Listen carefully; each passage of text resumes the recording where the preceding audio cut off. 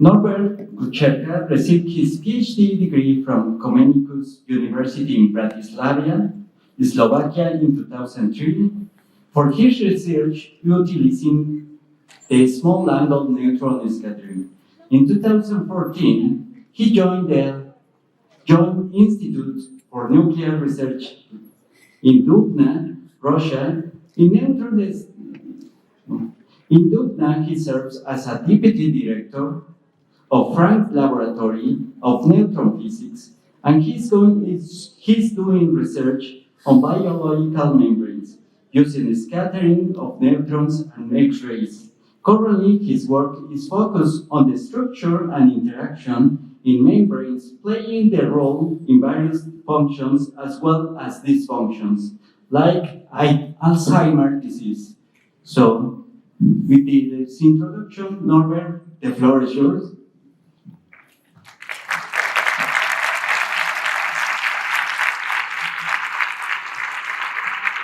Thank you very much for a nice introduction. And also to all of the organizers, thank you very much for inviting me here and giving me the opportunity to talk to you, to present to you our institute.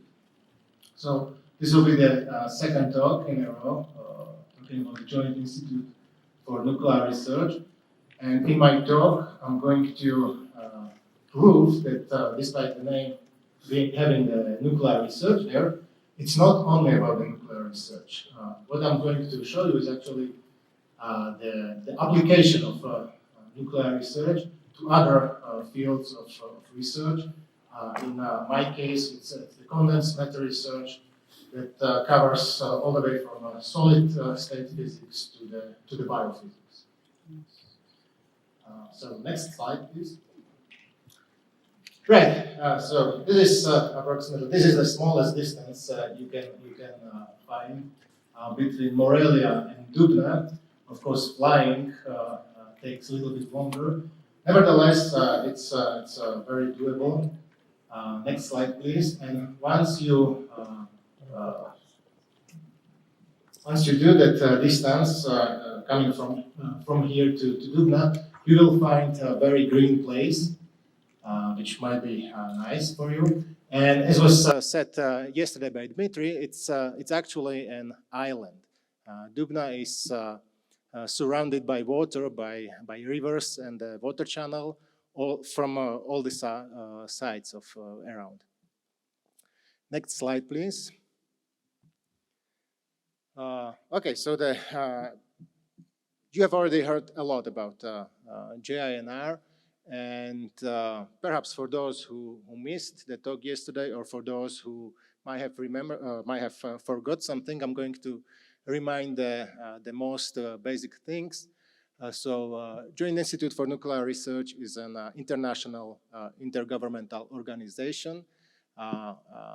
Consists of 16 full member states. In addition to that, we have another level of being a member of institute, so-called associate members, and another level of cooperation with JINR is possible through establishing joint coordinating committees supported by expert working group that focus and overlook the particular projects of the cooperation between the particular country and JINR. So that's a model that has been established also for the cooperation with Mexico. So that's what we are going to run in the near future. JINR as an institute comprises 7 laboratories, each of them being actually, despite being called laboratories, they are comparable to small institutes in the scale of scope and the personnel there. And plus, there is a university center. You have heard a lot about these different universities, different laboratories yesterday. And I can probably spend another hour talking about these universities. But, you know, the best thing is to see that by your own eyes. So yesterday there was quite lively discussion, especially with the young researchers, students, how to reach Dubna, how to get involved in the research in Dubna. So I'm going to advertise something different. Next slide, please. So I'm going to advertise the training program for managers, for the science managers. This means on the level of deans and rectors of the universities, or directors of the research institutes, all the way to the ministerial levels in the government and various agencies. So all the people that manage the science. And so we have worked out this so-called GEMS training. You know, I have a hard time to see my slides. So far we have run 23 of such programs, of such trainings. It proved to be very efficient, especially if we can put together a group. So the group consists of roughly up to 20 people coming, and it's very useful if... yeah. Thank you. Yeah, it works. This might be better. So it's very effective if these people are from particular region or the given country. That way, we propose to people from Mexico to put together such a group and organize, and we will organize this GEMS training course training for them. So what it is? It's thematic sections day by day. So there is 5 working days when you will have a chance to see all of the laboratories we have. You will have a chance to see them by your own eyes, to see all the facilities, all of the different instruments that we have there. So it might be, at some points, it might be quite intensive, so you will get talks presenting all of these instruments, but also see them, and you will have a real good chance to get an idea what can be done there. In addition to that, of course, you will have a chance to talk directly to people on site, to those who are responsible for different instruments, and that way you can directly establish contacts and future collaborations. So this is the advertisement for GEMS, and you are all welcome to come to join and get that experience. Next slide, please. Just to remind you, so despite, well, I said that we have 7 laboratories in the institute. There are laboratories like Laboratory of Theoretical Physics, Laboratory of Information Technologies, that are sort of laboratories that support the other research. There is Laboratory of Radiation Biology, which is the youngest of the laboratories and very quickly getting the research results. But I'm going to mention just 2, actually 3 laboratories that are probably the most famous from Dubna. So first of all, it's Flerov Laboratory of Nuclear Reactions that, as you have been told also yesterday, and you have may know from previous, that it's the laboratory where they produce new super heavy elements. So far they have a very good track record of creating these elements. There is a new super heavy element factory built on site, so on this facility, that's where all this research is going on. Next slide, please. Of course, another very famous laboratory that probably doesn't have to be introduced in here is the Wechsler and Baldin Laboratory of, go back please. Yeah, this one. Laboratory of High Energy Physics visits NICA facility, so the nucleon, the collider. And that's one of the laboratories, that's one of the projects that Mexico is already involved in. This is usually a case also in other countries. This is sort of this is a flagship of our laboratory because that kind of facilities is very hard to find around the world. So you really, if you want to do the research in that kind of area, you have to get into the collaboration with few of these sites. NICA is one of the opportunity, and you have already jumped on that ship. In addition to that, what usually happens with also in case of other countries, they start to collaborate on these kind of flagship projects, but over the time, there is a realization that they need also the smaller projects, and they need also research in a, let's say, more practical and more applied ways. And in that case, there are other laboratories. Next slide, please. And so the third laboratory that I represent, and next slide, please, and that I'm going to talk about, it's the Frank Laboratory of Neutron Physics. In this laboratory, the key facility we have is a nuclear reactor.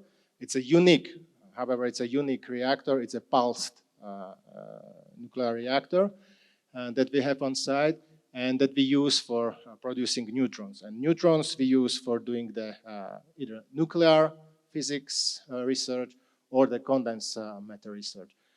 I'm going to focus mostly on the condensed matter research and show you the actual examples, actual research that has been done at our site.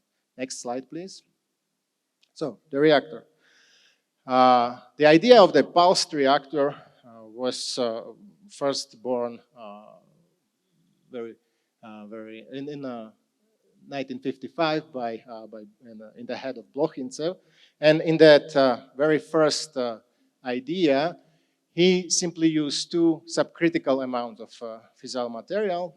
One of them were fixed, the other one was attached to the rotating disk, and so regularly these two pieces were coming together, creating the critical mass, and so there was a burst of the nuclear reactions going on, and it was proven that that kind of concept works, that it produces neutrons, and even first kind of neutron scattering experiments have been performed back then. Nevertheless, as you can see on the schematics of the constructions, the volume of such reactor was quite big, and also with these kind of machines, it's always the most difficult part is to cool them, right? If you want to increase the power of the reactor, you also, of course, have to increase the cooling. And so, in the way it was constructed, it was possible to go up to 1 kilowatt, later to 5 kilowatts. So it was not a very powerful reactor. I mean, if you have a feeling for these numbers, you probably have a microwave at home that works at 1 kilowatt. Nevertheless, it was a proof of concept that it can work, and in 70s, people realized that they need something much stronger, and they worked out a new design that is shown here. It was finished and started in 1984. In this case, it is also the pulsed reactor, but it works a little bit differently. So you have a reactor zone, you have a reactor core. In here is the fissile material. Again, in our case, it's plutonium dioxide.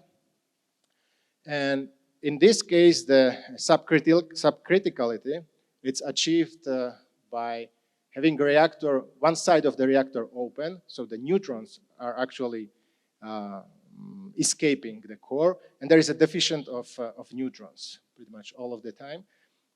And so it needs to be said, in the first case I said, I was talking about the critical, subcritical and critical mass. It's not only the mass that is important, it's also the neutrons that are important. So you have to fulfill the critical condition, you need to have enough mass of the fissile material and enough neutrons. So most of the time there is deficient of the neutrons and there is pretty much no nuclear reaction. But 5 times a second, we have this movable reflector that closes also this open side of the reactor. In that case, there is enough neutrons to spur the nuclear reaction, and so there is a burst of the reaction, burst of the power, and of course burst of the neutrons. And that's what we care about. So on average, average over the time, we get something on the order of 10 to the 13th neutrons per second per centimeter square, or in the time of the peak, it's 10 to the 16th of neutrons. And that is already very sufficient for doing different experiments. This kind of reactor, so it started in first version, started in 1984, and by the way, the volume of the reactor core is very small. It's about of the order of 20 liters, so it's basically just a bucket of fissile material. And that bucket is good to run for 25 years. So we don't have to really refuel for 25 years. It was the case in the first cycle. Then there was a there was a full modernization of all the components, and it started to operate again in 2012.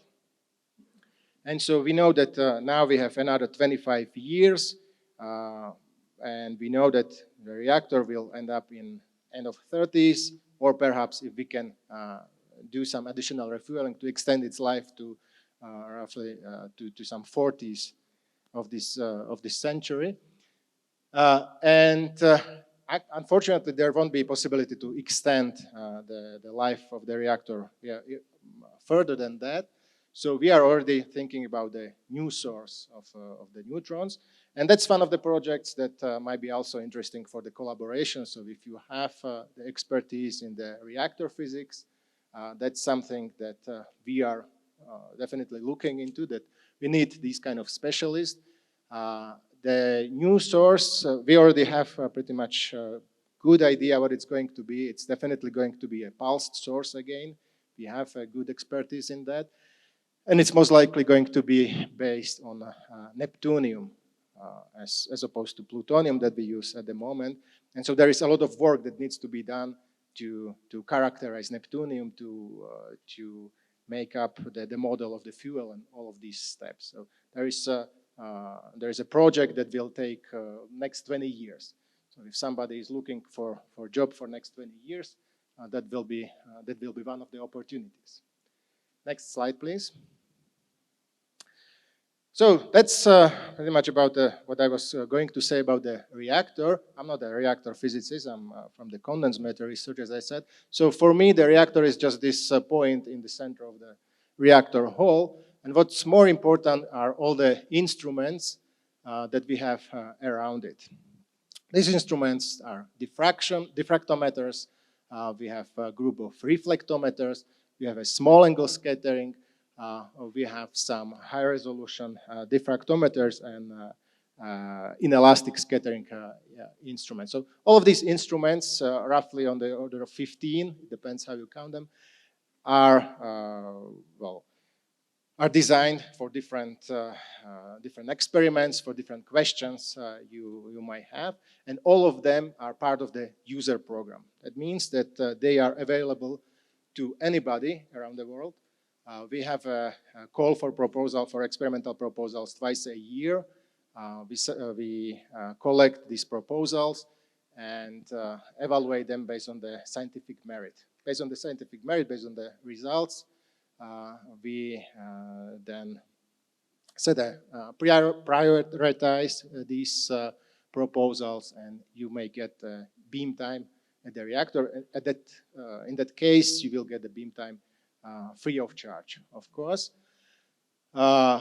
In a year, we are pretty much able to satisfy about 200 of such proposals, so we can do around 200 experiments. Experiments that are from the areas of materials science, physics and chemistry in general.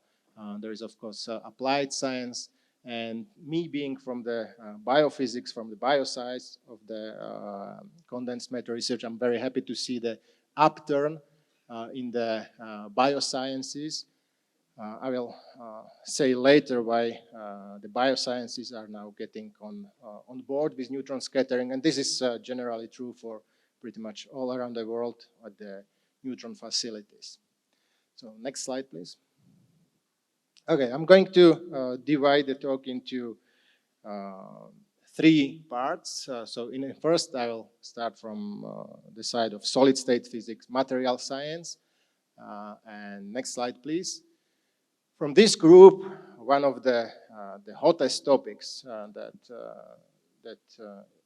is done at our facility, and again at other neutron facilities around the world, is looking at the materials used for the energy storage materials, so accumulators.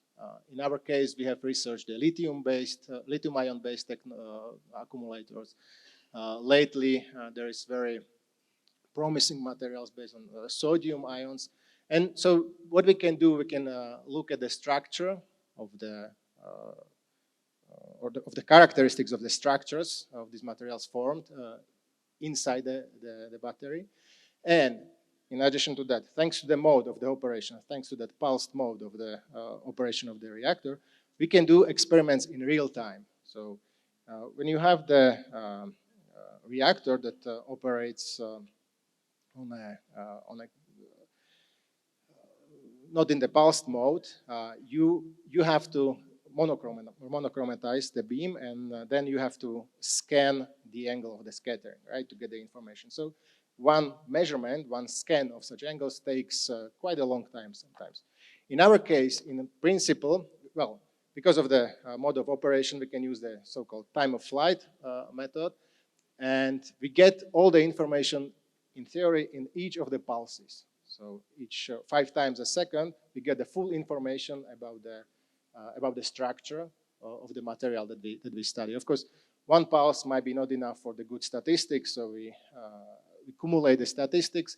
The example shown here was using the time resolution of about 30 seconds, and at the time, so you get one line, one diffraction line that can be then transferred into the real space structure, gives you the full information about the structure of your material.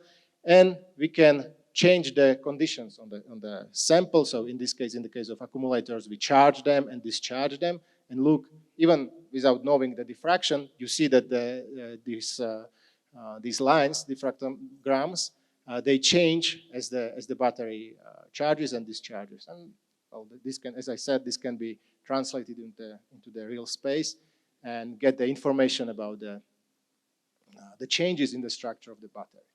Next slide, please. Of course, since it's a reactor, we can do the irradiation experiments. We have one special line dedicated to irradiation where the samples can be brought very close to the reactor core. So this is the picture of the reactor core itself. Of course, we cannot get to the reactor core, but quite close to it. And it's used for irradiating, for example, the electronics that is used either for the reactors themselves, for the synchrotrons, or for the space equipment. So for the electronics that needs to withhold quite harsh radiation conditions. And so within the days of being irradiated close to our reactor hall, we can simulate actually several years of being into the space. And so we can look at the effect of radiation on this material. In addition to that, of course, since we have a lot of diffractometers around the reactor, we can then irradiated material from being irradiated in the reactor, we can take it to the diffractometer and look at the changes, structural changes to that material. And this is very important, again, for material that is used for constructing the reactors itself, or the other facilities that are in the high radiation conditions. Next slide, please. Very similar example of doing the real-time measurements. There are these very fancy materials nowadays. One of them, for example, is one that can do the work by going through the different, or by being exposed to changes in temperature. So it's called alloys with shape memory. And so as you heat and cool it, it will actually change the shape. And by that, you can make it to do the work. And of course, people want to know why it is happening like that. And so with neutron diffraction, we can look into the structure of the material. And again, we can do it in the real time. So as we heat it, we see that the diffractograms are again changing, and just transferring it into real space, we see how the matrices of these materials are changing. And so what is going on in there. Next slide, please. And of course, when we are talking about the neutrons, I cannot forget to mention and show the example from the magnetism, because the neutrons, unlike X-rays, for example, neutrons are sensitive to magnetic field, magnetic properties of the materials. And so in addition to the crystal structure of the material, we can get the magnetic structure of these materials. This is used again for different exotic and novel materials that are proposed to be used in novel applications. The very promising group of such novel material are 2D van der Waals magnetic materials, where the interplay of crystallic 2D structure and magnetic 2D structure bring up new material properties that are being proposed to be used in areas like spintronics and magnetic memory devices, quantum computing, and so on. In addition to being able to study these materials, getting the information, crystallic and magnetic structure information, we can study these materials with neutrons very easily, also at the extreme conditions. So we can change temperatures to low temperatures. We can change the pressure to very high pressures, and that's thanks to the possibility to build the sample holders out of the materials like aluminum or other materials, because these kind of materials, most of the metallic materials, are transparent to neutrons. So if you build such a sample cell that is very robust and that can withstand such high pressures or low temperatures, but it will not matter to neutrons. Neutrons will just go through it and will look at your sample. Next slide, please. Another kind of material that is very interesting. It's also, so this material is composed of the silica. It has been proposed to be used in quite a lot of possible applications, but what is more important is that people were aware of these materials. They create these very interesting structures with pores inside, right? And so these pores can be used to be filled with nanoparticles either for the drug delivery as drug carriers, or they can be filled with gadolinium, for example, for MRI imaging techniques. And so people were aware of these materials, and they were studying them with microscopes, with the optical methods, with the X-rays. The thing is that with those methods, you only see the overall properties of these materials. You don't see the inside the nanoparticle. While with neutrons, actually, silica is very transparent to neutrons. So you pretty much don't see the envelope of these composite nanoparticles. And what you can get is the information about the particles inside. So actually, this is the example where using several techniques, including the neutrons, X-rays, optical methods, will at the end give you the full picture, full information about this kind of material. Next slide, please. And so I've mentioned several times materials that are transparent to neutrons, right? On the other hand, there are materials that are not transparent to neutrons. The neutrons are quite sensitive to them, and surprisingly, especially for people who have experience with X-rays, it's hydrogen, right? Hydrogen is the lightest atom, and it's very hard to be seen by X-rays. In case of neutrons, it's actually the other way around, and we can see the neutrons very well.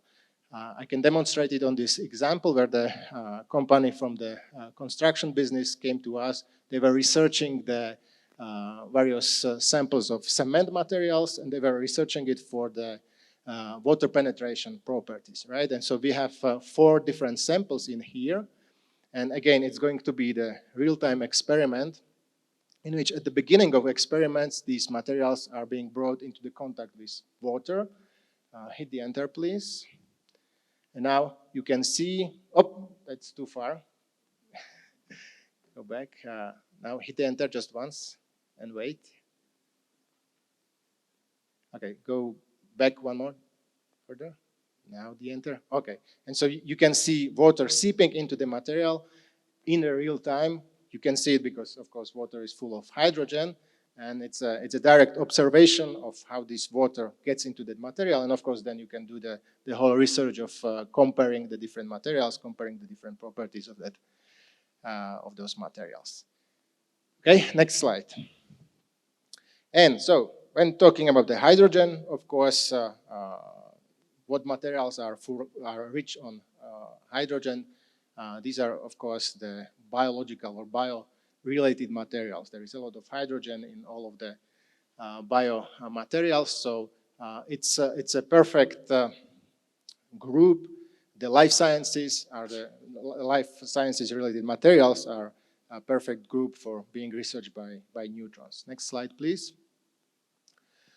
So again, this is very similar to the case when we have researched the various nanoparticles, nanocomposite particles. This is also such a case where the complex materials are being researched, and they are being researched for the structure with the aim to be used as drug delivery carriers, right? In addition to that, with the inelastic scattering, we can also get the information about the isomeric forms, so we can get the information about the bonds in these materials, especially the hydrogen bonds. So again, this is just a sort of a material research, but on the material that is related to some bio application. Next slide, please. On the other hand, one of the most widely researched area is the area of membranes, biomembranes. And so here's one of the examples where the membranes actually of life, still functioning mitochondria were researched. And so that kind of object was put into the beam, and during the measurements, we were changing the conditions, right? Simulating the active and resting state of the mitochondria. And so what we have seen was that the structure of these membranes was changing. The shape of them was changing in between these kind of layered structures into tubular structures, and the sizes were changing. I'm not going to go into the details, just to give you an idea what kind of length scales I'm talking about. The thickness of such membranes is on the order of 50 angstroms. That's what we can see. And the distances between them in these kind of structures is of the order of hundreds of angstroms. And so those are the scales that we can see with these techniques. Next slide, please. In addition to the membranes themselves, of course, another very important object in the membranes from the biofunction of these membranes are the proteins. And so we can also look at the proteins. Here, I must say that with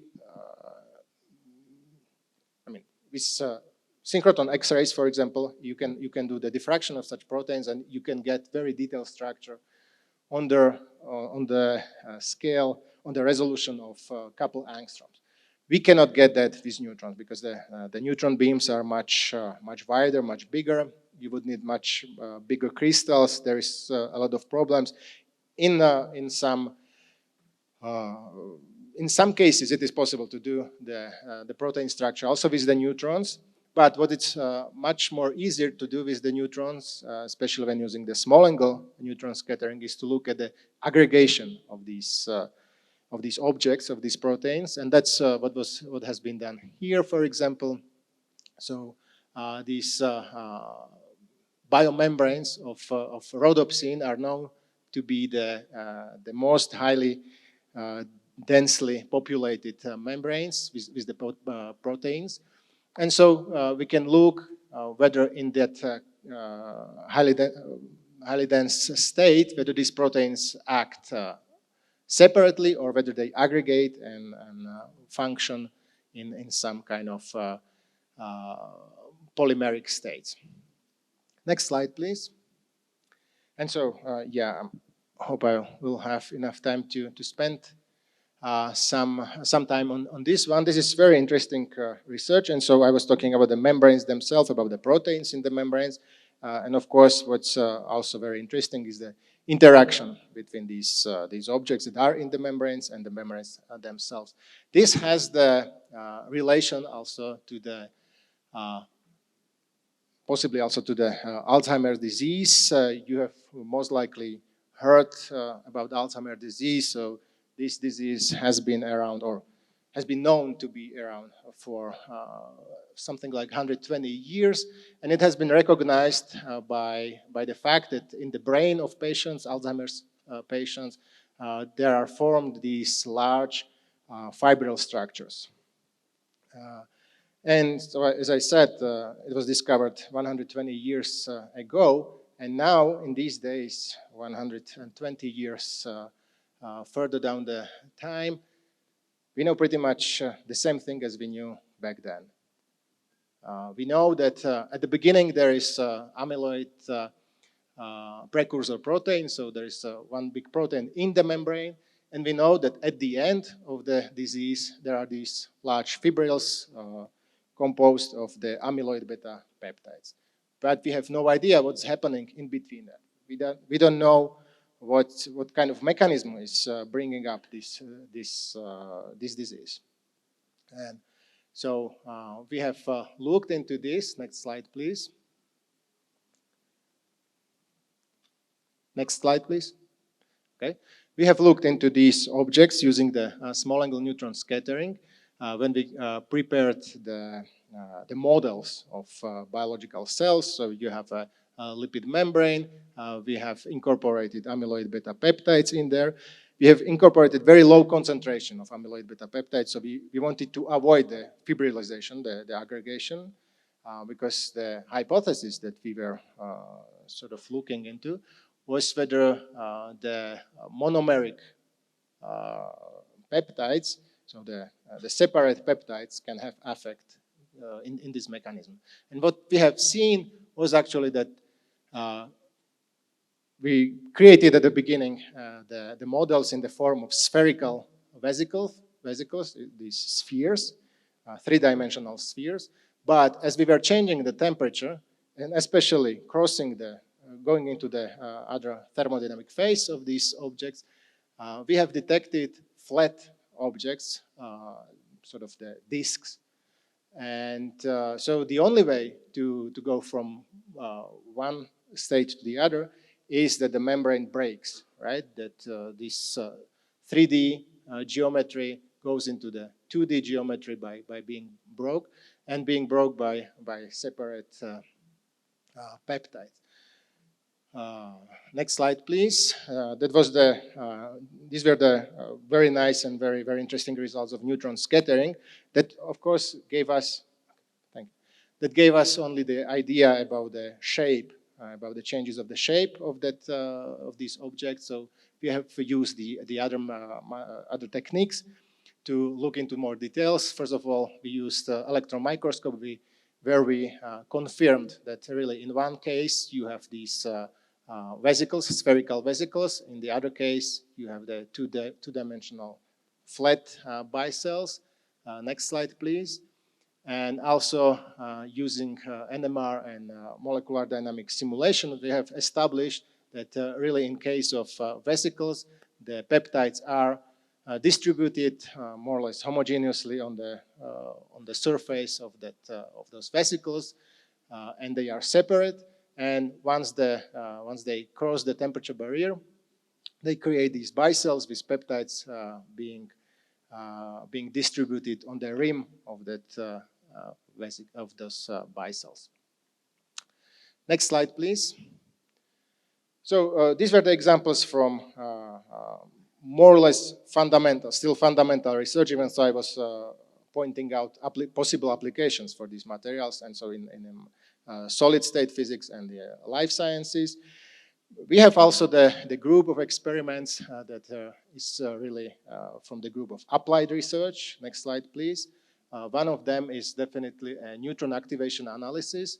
Again, it has been mentioned yesterday. We use this technique for 30 years now. Actually, yes, it is 30 years.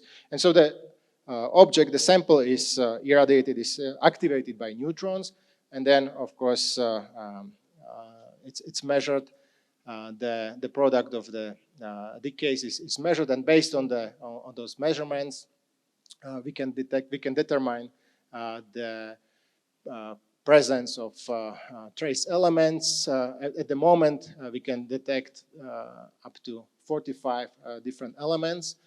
And this technique, in our case, is used to monitor the air pollution, for example. So over the last 30 years, we have been collecting these atlases of maps, where we have collaboration pretty much all over the world. People are collecting the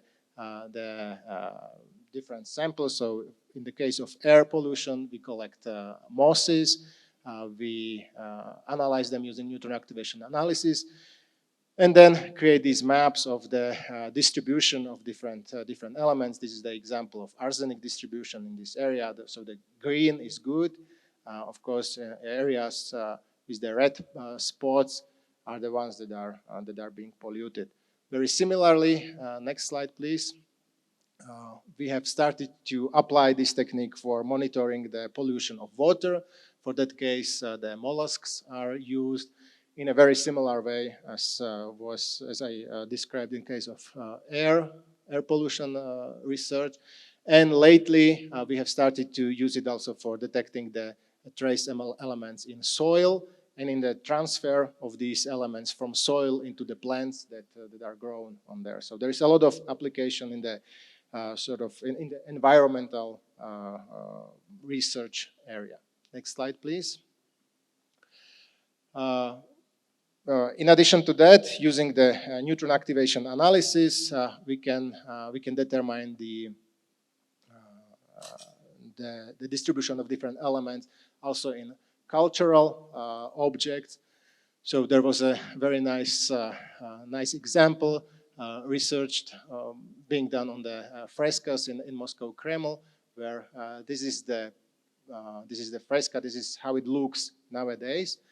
And we know that these kind of art objects are changing over the time, right? Because of the harsh conditions of the weather, because of the lightning, and so on. And so when we have done the neutron activation analysis and determined the composition of the materials of the elements used for creating these colors, we actually realized that originally it wasn't blue, but it was red.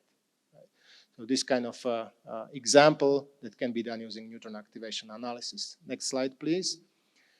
And when talking about the cultural heritage objects, there is another very nice example that is using the neutron tomography and radiography. I was saying that neutrons are differently sensitive to different elements, that some of the elements are transparent to them.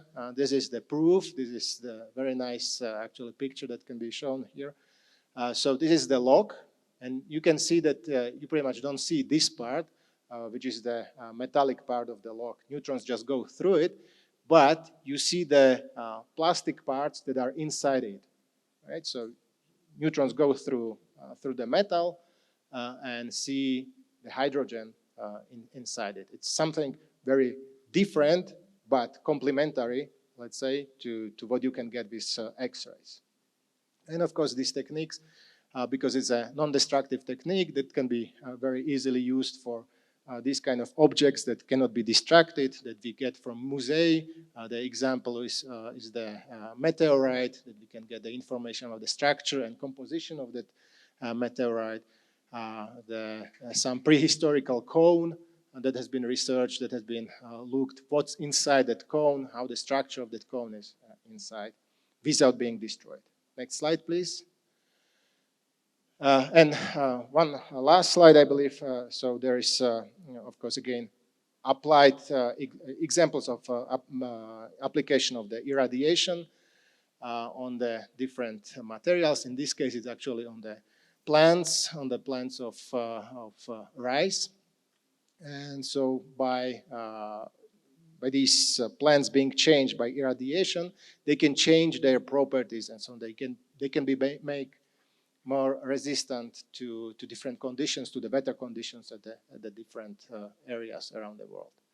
Next slide, please. Yes. And with this, I thank you for your attention. I'll be happy to answer any question or talk to you if there is not enough time after the presentation. Thank you.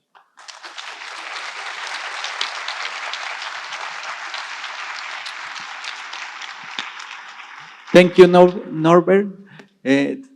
Is there any question?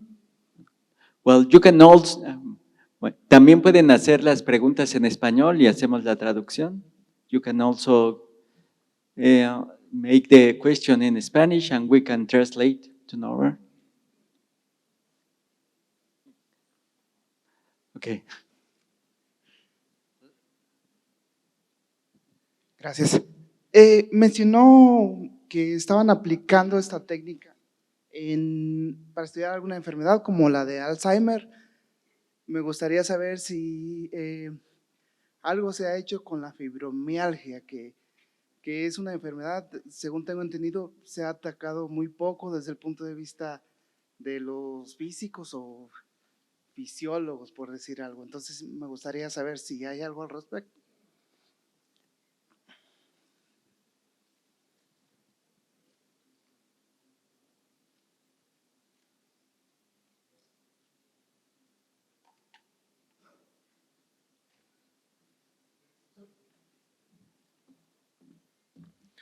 Thank you for the questions. Yeah, there is actually the example I was showing on the Alzheimer's disease is only one of the neurodegenerative diseases that are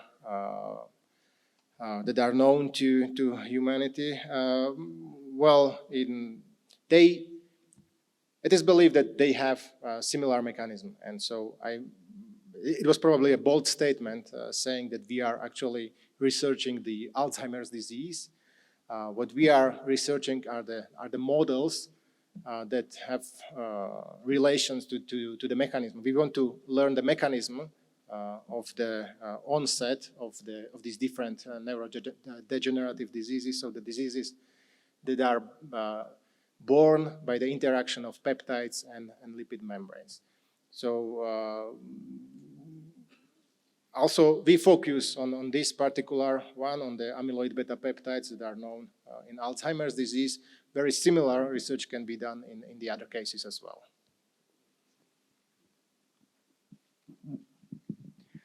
Mi pregunta es, ¿cómo es que pueden relacionar la computación cuántica con la física de estado sólido? Porque hay varios artículos recientes donde hacen ver, no, es que estos métodos de estado sólido los podemos aplicar a circuitos cuánticos o cosas así, ¿no? Justamente para computación, pero no veo la relación, ¿no? O sea, yo soy de materia condensada y sigo sin entender esa parte, ¿no? Okay. Let's try to translate this. Because he asked about quantum computation and then the relation between condensed matter and computation. But I think it's outside of it. So regarding the quantum computation, what I can answer very directly, so the materials that are needed for the quantum computation, of course, are related to the superconductivity and properties like that, magnetic properties of these materials, and these are exactly the properties we can study using the neutron scattering. So we per se don't study exactly we are not into the quantum computing, but we can study the materials, quantum materials that can be used for that. Okay, I wanted to ask you about the source of neutrons you talked about, and you mentioned there is one source that uses plutonium, right? And my question is for all these experiments, you used all the same source, or there is different sources you use for any of them, or how can you um, like extract the neutrons for different experiments, or you can almacenate them? Yes. Okay. So yeah, I can very easily answer that. There is definitely only one source. There is one reactor core in which the nuclear reactions is happening, where the neutrons are being created, and they are escaping that area pretty much in 2 pi, right? And so we have the beam lines that go almost all the way to the reactor core, and that way they are extracted to different instruments all around the reactor. So as I was showing on that picture, you have the reactor in the center, and you have tubes going, beam lines going outside of that reactor, and they extracting the neutrons from the very same source, right? Bring them to the different instruments, and they can be used for this research.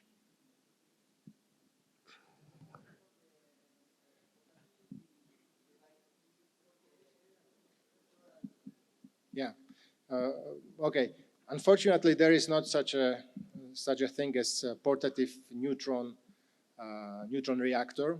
I mean, the neutron reactor has to be. It is quite a large and robust structure. So there are some compact sources of neutrons that has still reasonable fluxes, or then can be even handheld sources.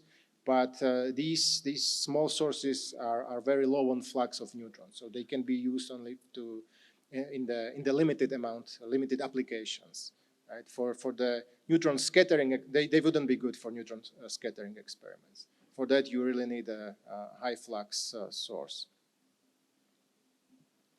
Hello, I have a question about your samples, biological samples. Are colloids or solids? Sorry, can you repeat it? Your biological samples are colloids in liquid, solids? Yes, so they can be all of that. Biological samples, as the rule, are the liquid samples, right? Because so what we try to simulate are the conditions that are reasonable for the real objects, and so we're simulating the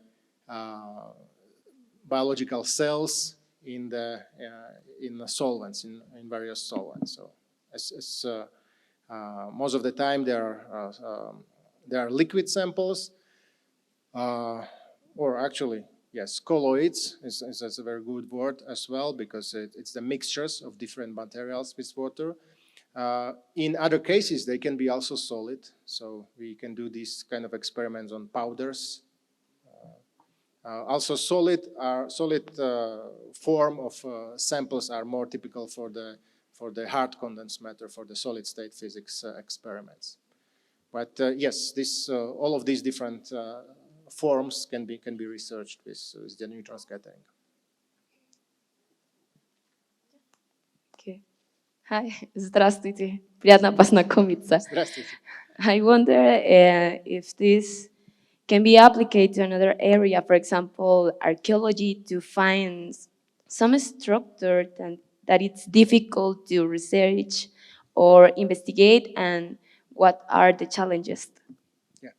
Absolutely. So I was trying to show you, to give you the examples, just that you have an idea in what kind of different areas, different kind of research that can be done using the neutron scattering.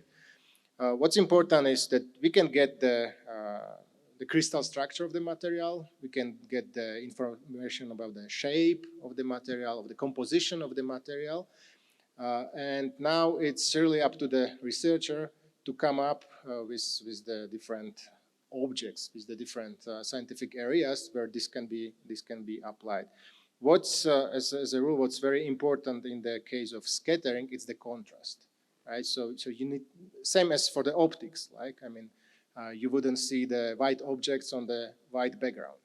So in our case, it's really hard to see if you have, even if we talk about the hydrogen, if you have the object that is rich on the hydrogen and you put it in water which is rich on hydrogen, you wouldn't be able to see it. But there is a very nice technique in the neutron scattering that I didn't mention that much. It's a contrast variation. And so you can replace some of these hydrogens with deuterium. From the chemical point of view, it doesn't change the properties, right? And so the structure, for example, of these materials will stay the same, whether there is hydrogen or deuterium, but you will gain a huge difference in you will gain a huge contrast. And so this is why hydrogen-rich materials are very popular in neutron scattering. Yeah, it depends. It depends what you have in mind. Whatever your object is, we would have to look into it, how much of the contrast you can get there, what kind of structure is of interest to you. As I was saying, it can be crystal structure or the magnetic structure. This kind of measurements. Bueno, se mencionó el uso de silicio poroso para fines médicos. Yo tenía la duda que de igual manera se puede usar para metales nobles, pero con forma porosa.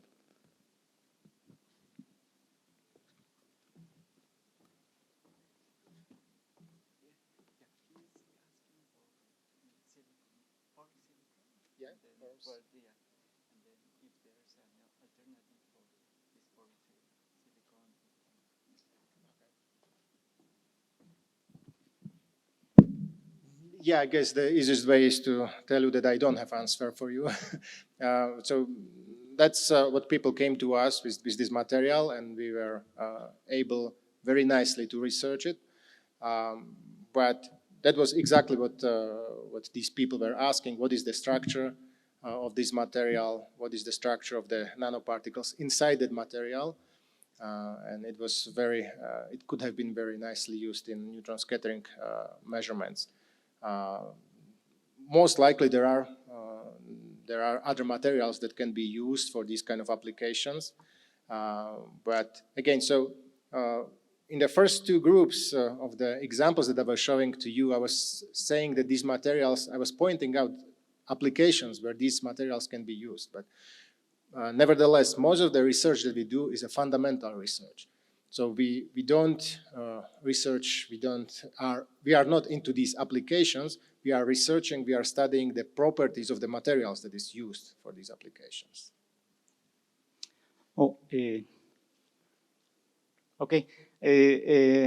Along the construction of the reactor based on the nuclear fusion, there is an open question about to find materials that are resistant to the high field, high fluxes of neutrons.